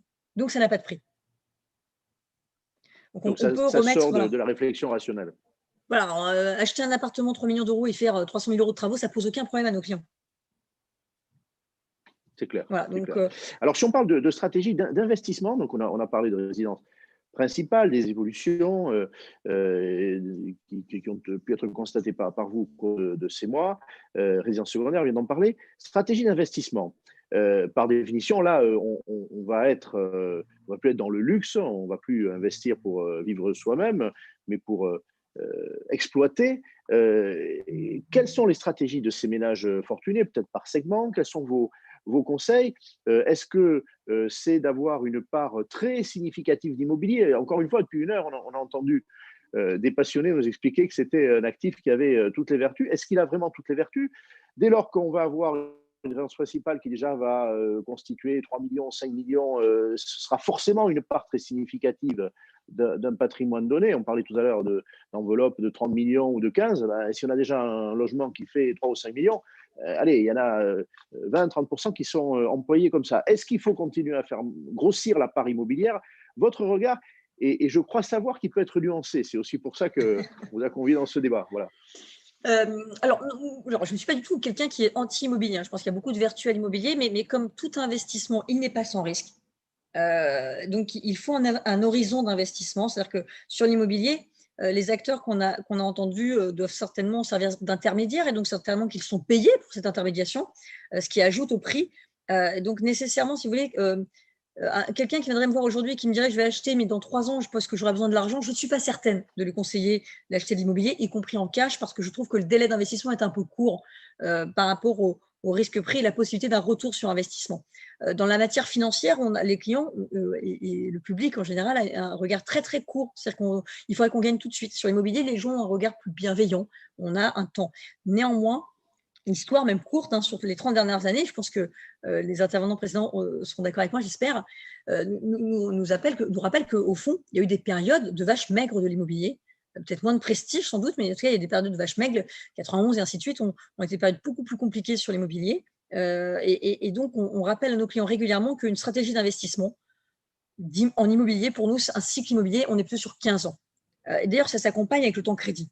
Nous, on ne propose pas d'accompagner nos clients sur des crédits qui sont au-delà de 15, max 20 ans. D'abord, parce que ça renchérit, bien sûr, le coût de l'immobilier. Et puis ensuite, parce que pour nous, l'immobilier, en termes d'investissement, a beaucoup de sens avec le crédit. Un petit peu moins dans l'immobilier de rapport, parce que, je l'ai dit, il est très cher en France. Quand vous êtes fiscalement résident français, l'immobilier coûte assez cher, les prélèvements sociaux sur les revenus, plus les taxes foncières, plus ainsi de suite, plus un ravalement, le cas échéant, ce qu'on vous demande rarement sur une assurance vie. Tout ça, ça renchérit le coût de l'immobilier. En revanche, quand on a une stratégie d'investissement avec le crédit, avec une part significative de crédit, on y trouve un intérêt considérable de protection de la famille, d'effet de levier, et donc on pourrait pas, on doit consacrer une partie de son épargne à l'immobilier en 2020 ou en 2021. Et j'ajouterais un brin de cynisme que l'investissement immobilier dans les mois à venir, si effectivement on se retrouve avec une certaine casse sociale et un peu de chômage, certainement que certains de nos clients ou certains des investisseurs qui ont les moyens pourront acheter dans des conditions un peu meilleures de l'immobilier locatif qu'il y a 1 an et demi ou 2 ans. Voilà. C'est ce que vous conseilleriez d'ailleurs, parce que si quelqu'un vous dit dans votre clientèle, allez, on va attendre un peu, on a envie d'investir, mais on peut imaginer de la casse, vous l'avez dit, des baisses de prix, vous n'êtes pas en contradiction avec cette vision qu'on peut avoir, prendre son temps pour investir, maintenant regarder si effectivement il n'y aura pas un marché baissier et des tickets d'entrée plus accessibles? Encore une fois, si on est sur un temps long, normalement, si on respecte le cycle, si on rentre haut et qu'on sort haut, ça n'a pas tellement d'impact. Si effectivement on veut faire un peu un coup, c'est plus les premiers intervenants qui pourront le dire, mais c'est clair que si on veut faire un coup, il vaut mieux acheter en très bas de marché pour pouvoir revendre plus court, à un terme plus court. Nous, sur nos clients, on essaie toujours d'avoir une vision assez patrimoniale et assez longue dans le temps. C'est clair que c'est mieux d'acheter moins cher, et a fortiori si on vend à un point haut. Mais normalement, si on achète un bon emplacement, dans des bonnes conditions, on doit pouvoir s'en sortir correctement. Et je trouve que Paris, on l'a dit tout à l'heure, mais je trouve que Paris est assez privilégié quand même à cet égard sur les dernières années par rapport à d'autres régions. Tout à l'heure, on a parlé de Bordeaux. Je trouve que Bordeaux me semble un peu s'essouffler pour ceux qui ont acheté il y a 2-3 ans. Je pense qu'ils doivent trouver Bordeaux moins sexy que ceux qui revendent actuellement et qui ont acheté il y a 10 ans. Je trouve que Paris est plus préservé quand même en règle générale par ce côté très volatile de l'immobilier. Votre clientèle, je voulais vous faire préciser au début, est plus parisienne nationale ou il y a de tout? Elle est très parisienne. On a une clientèle très parisienne, un petit peu internationale, et elle est principalement parisienne. De vie, pas forcément d'origine. Et bien sûr, ils sont tous nés en province. D'accord, parfait. Merci beaucoup, Géraldine. Une question que je pose à Laurent ou à Sébastien, je l'avais annoncé tout à l'heure. Créer une agence immobilière ou reprendre une agence aujourd'hui qui est sur ce segment du prestige, ça a du sens? On nous disait plus précisément dans la question que j'ai sous les yeux, comment faut-il faire? Quelles sont les précautions à prendre? Voilà, conseiller des concurrents qui voudraient s'établir à côté de chez vous, Laurent ou Sébastien. Écoute, je vais répondre. Créer une agence immobilière pendant cette période a du sens, bien évidemment. Nous, chez Coldwell Banker, on a dû en créer 8 ou 10 l'année dernière et on en prévoit une dizaine, notamment sur la France pour l'année prochaine, pour 2021. Ça a du sens. Comme tout projet entrepreneurial, il doit être étudié, il doit être accompagné, il doit, je dirais, ne pas se faire seul aujourd'hui. Nous, donc, chez Coldwell Banker, nous avons aussi des personnes avec qui nous accompagnons dans la création d'entreprise. Ça fait partie de notre modèle économique. Pourquoi? Parce que je crois de plus en plus que nous vivons dans un monde de marque, et particulièrement l'immobilier de luxe, c'est un monde de marque. Ce n'est pas un monde... Au monde dans les segments du luxe, quels que soient les métiers, de toute façon, c'est un univers de marques. Donc, les grandes marques rassurent les clients, les grandes marques s'échangent des clients et les clients, je dirais, nous connaissent à la fois aux États-Unis, nous connaissent à Dubaï, nous connaissent en France, nous connaissent en Suisse, nous connaissent partout dans le monde. D'où vient la marque Coldwell Banker, la minute culture générale? Parce que c'est vrai, ce que tu viens de dire, c'est indéniable, les marques et même la manière dont elles sonnent. Coldwell Banker est une très belle marque, elle vient d'où? Je poserai la même question à Sébastien. Alors, Coldwell Banker vient des États-Unis, créé en 1906 à San Francisco par Arthur Benjamin Banker et Colbert Caldwell. Donc, nous ne sommes pas une banque, c'est un des noms des fondateurs en 1906 à San Francisco. Et nous sommes partis de San Francisco pour aller à l'Est, donc ça a été la ruée vers l'Est, puis l'internationalisation et la globalisation de la compagnie pour être aujourd'hui présente sur 52 pays. Tu dirais qu'il y a, je vais évidemment poser la même question pour le marché parisien, mais avec la vision panoramique que tu as, il y a place encore pour de nouveaux acteurs sur ce marché du prestige qui est très structuré, où des marques fortes se sont imposées, la tienne en fait partie, il y en a quelques autres, à l'échelon national ou international. Est-ce qu'il y a encore de la place ? Alors, c'est toujours une très bonne question. Est-ce qu'il y a de la place sur un marché? C'est vrai qu'on est dans une industrie très compétitive, mais c'est partout pareil dans le monde, hein, ultra compétitive. Beaucoup de personnes. Je veux dire, ce qui me surprend toujours, c'est que ceux qui ne connaissent pas l'immobilier pensent qu'ils vont faire de l'immobilier en révolutionnant l'immobilier.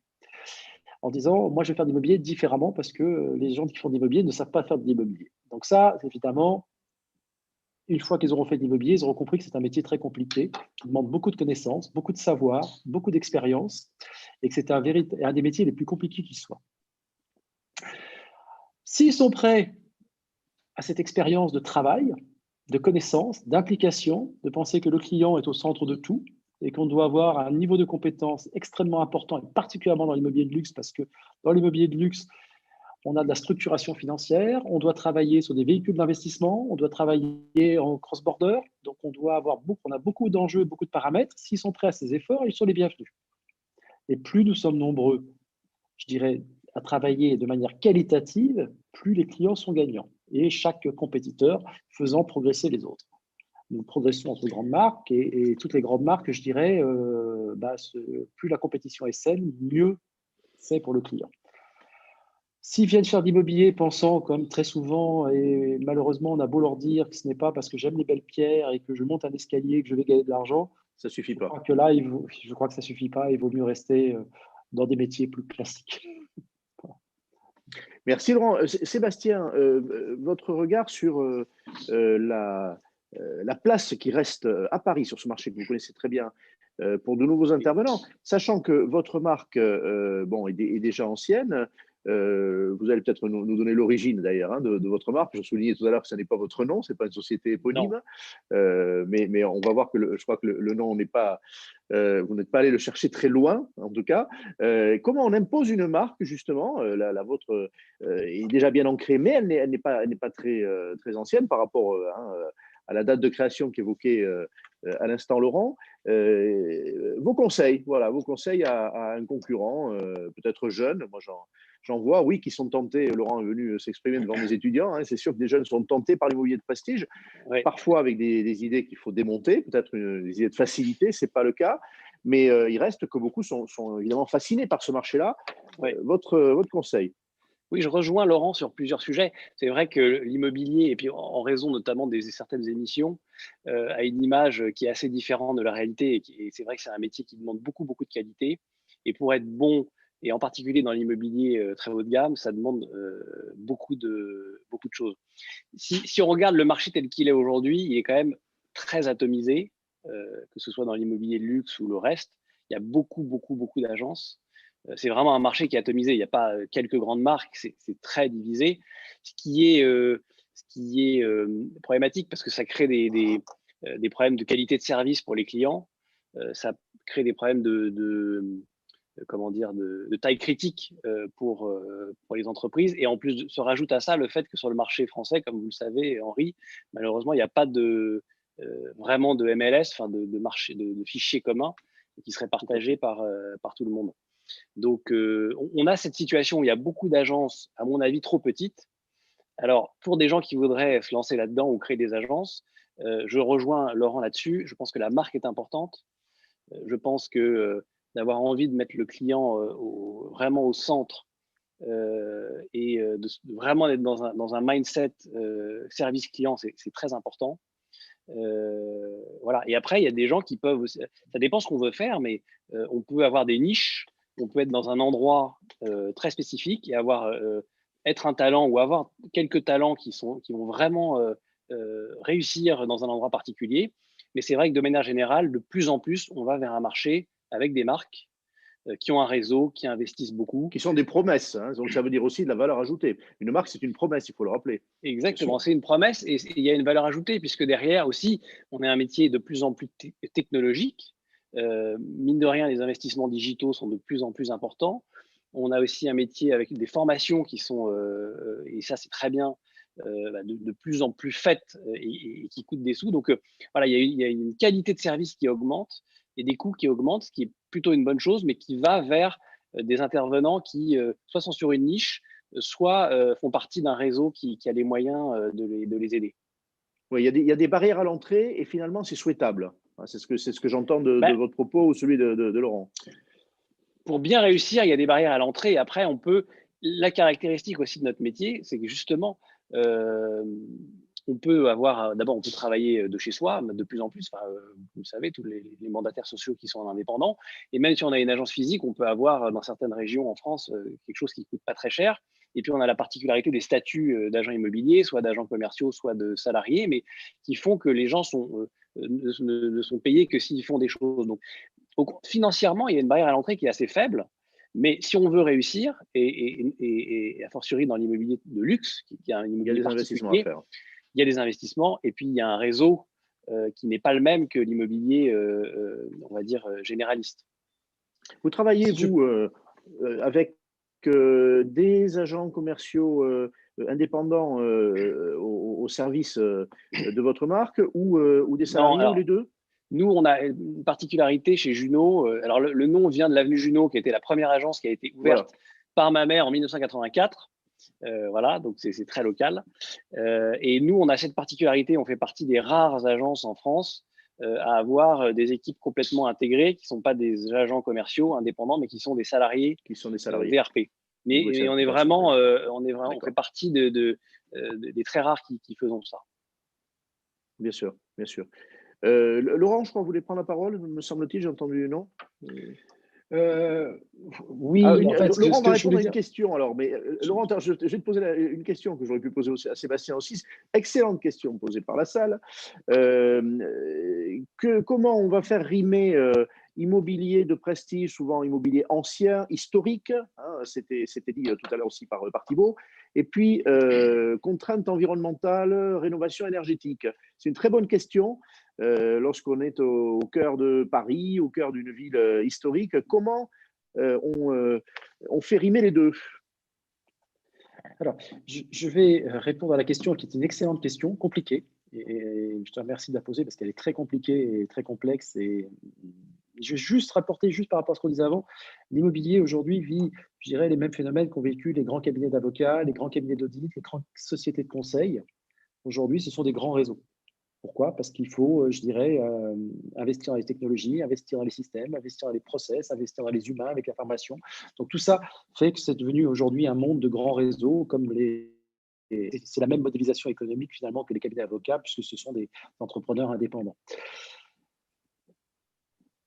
La rénovation énergétique, évidemment, c'est un grand sujet. C'est un très grand sujet, surtout dans les pays comme la France, qui ont un vieux patrimoine, où on ne rase pas pour reconstruire. Dans les pays anglo-saxons, on rase, on reconstruit quelque chose, donc on est tout de suite au dernier norme. De rénover des bâtiments anciens. Et là, je pense que, bien évidemment, c'est un... Je ne vais pas faire comme Greta qui vient de faire un échange de tweets avec le président de la République sur blablabla, mais pendant cet après-midi, mais c'est un enjeu des pouvoirs publics. Je crois que pour rénover, il faut aussi que les copropriétaires des bâtiments ou les propriétaires, je dirais, aient des incitations à le faire. Dans certains pays, les travaux que dans certains pays, par exemple, les travaux que vous faites, vous pouvez déduire de vos impôts. Et donc, ça vous incite à entretenir votre patrimoine, ça vous incite bien évidemment à réaliser ces travaux. Surtout quand vous êtes fortement fiscalisé, c'est le cas de vos clients. Exactement. Si on sort de l'immobilier un instant et qu'on va sur les voitures électriques développées en Norvège, parce que vous pouvez déduire 100% de prix d'achat de votre Tesla de vos impôts. Et donc, évidemment, vous avez le parc de Tesla le plus important au monde, quasiment en proportion. avec des avantages aussi. Vous pouvez utiliser les voies de bus, vous pouvez vous garer, enfin bref. Donc c'est une volonté politique aussi. Il faut aussi qu'à un moment ou à un autre, le politique prenne conscience de ces événements. Les propriétaires, eux, je dirais, vont, si on les incite, faire le nécessaire. Et là, je parle des propriétaires pour personnel, hein, bien évidemment. Je ne parle pas uniquement de l'investisseur qui fait du patrimoine. Bien sûr. Du patrimoine. Mais moi, j'ai toujours considéré, et ça c'est un grand débat politique, j'ai toujours considéré que la personne qui faisait un investissement immobilier, contrairement à la pensée politique française, ce n'est pas un rentier, c'est un entrepreneur. Il va investir, il va s'endetter, il va faire des travaux, il va prendre des risques, il va marketer un appartement et il va le placer sur un marché en concurrence avec une offre pour satisfaire un besoin d'un consommateur. Et donc, il faut bien avoir cette vision que l'investissement est avant tout un métier d'entrepreneur. Important de rappeler aussi, à propos de ce marché du luxe qui nous a occupés dans ce débat depuis plus d'1 heure et demie, qu'on parle aussi d'économie, bien évidemment, et aussi de bâtiments et de création d'emplois et d'entretien. Alors, je voudrais, parce qu'on a même dépassé l'heure, mais sans s'en apercevoir, parce que à votre contribuer à un traitement, je crois, très complet de la question. Je vous en remercie beaucoup, quant à moi, et je laisse le mot de la fin à Émilie Jousset, la présidente du CERC. Et je vous donne rendez-vous dans un mois. Vous saurez très vite quel thème va nous occuper. Je crois justement qu'on va parler d'investissement d'une manière très large, immobilier naturellement. Merci à tous. Émilie, Benjamin, merci à Henri vous pour le mot de la fin. Oui, et merci à tous les 4 pour cet échange passionnant. Merci à tous les participants qui ont été présents jusqu'au bout. Merci à Géraldine de sa patience. Voilà. Je crois que c'était important de rappeler que les impacts de ce marché touchaient finalement en fait tous les acteurs de l'immobilier. Le point in fine de la façon dont on exerce aussi ce métier rappelle évidemment que chaque professionnel de l'immobilier est formé et même si on est tous passionnés par ce domaine, on n'y arrive pas toujours par hasard et ça nécessite beaucoup de travail. C'est important de le rappeler. Benjamin, à toi. Eh bien, merci à tous de nous avoir fait rêver pour 2 raisons. Pour l'histoire que raconte le luxe, mais aussi parce que ça fait du bien que certains d'entre nous ne connaissent pas la crise en ce moment. Et donc, je pense que ça fait beaucoup de bien à tout le monde de vous écouter. Et ça donne un petit peu d'optimisme en ce début d'année 2021. Alors, merci beaucoup. Merci beaucoup. Et bon, moi, je dis qu'aujourd'hui, ce décor de coffre-fort était au thème que nous avons traité. Voilà. Merci, Henri. Merci à tous. Bonne soirée. Au revoir à tous. Merci encore. Merci à Sébastien, à Laurent, à Géraldine et à Thibaut. Et on se retrouve en février.